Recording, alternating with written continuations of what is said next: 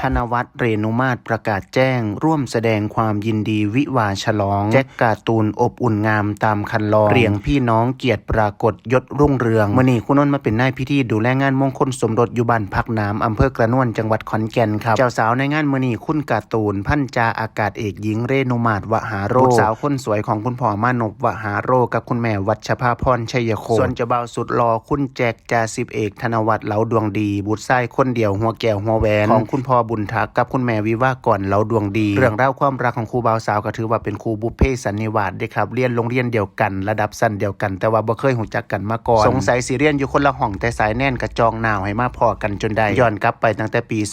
2556 เจ้าบ่าวสอบติดโรงเรียนช่างฝีมือทหารต่อมาในปี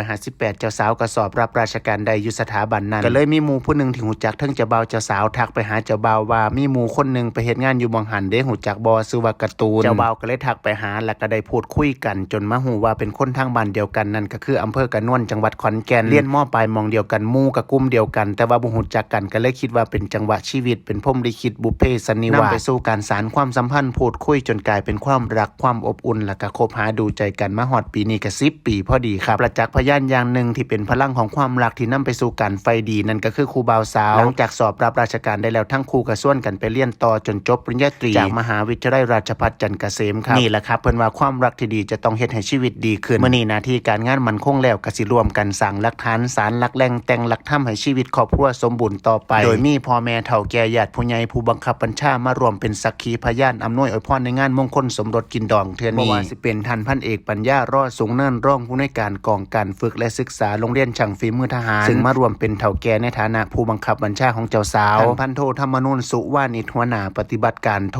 รคมนาคมที่4ในฐานะผู้บังคับบัญชาของเจ้าบ่าวมีท่านนายกเทศมนตรีท่านกำนันผู้ใหญ่บ้านผอโรงเรียนที่เป็นญาติผู้ใหญ่ของทั้งสองฝ่ายมารวมอวยพรยินดีครับถือว่าพลังแห่งความรักแผ่ขยายจากคน2 คน2หัวใจแต่จังหวะการเต้นนั้นตรงกันได้มาเป็นความรักงานพิธีกินดองมื้อนี้ขั้นตอนพิธีการต่างๆก็เป็นแบบงานแต่งงานอีสานคุณนนท์ดำเนินพิธีการให้ตั้งแต่แห่ขันหมากจนทรงโตเข้าเรือนหอเลยครับขอแสดงความยินดีและก็ขอบคุณคุณแจ็คคุณการ์ตูนครับที่ให้คุณนนท์ไปเป็นส่วนหนึ่งในวันสำคัญของทั้งคู่ผู้ใดมีครูมีเลิกบ่คันมีนายพิธีกระทักถามคิวคุณนนท์ได้เด้อครับแล้วก็อีกหนึ่งความประทับใจใส่ใจของคู่บ่าวสาวครับจัดเตรียมโต๊ะจีนไว้ให้คุณนนท์ในพิธีพร้อมปกติคุณนนท์ไปงานก็สิดูแลตนเองครับบางเทื่อเจ้าภาพเพิ่นบังคับกินเฮาก็ต้องฉลองศรัทธาเพิ่นเตรียมไว้แล้วนะครับมันก็สิเสียดายก็ขอกราบขอบพระคุณและก็ทราบซึ่งแนะนำใจหลายๆครับฝากครัวโซเจงอำเภอกระนวนไว้นี่เด้อครับแนวกินแซ่บๆครับ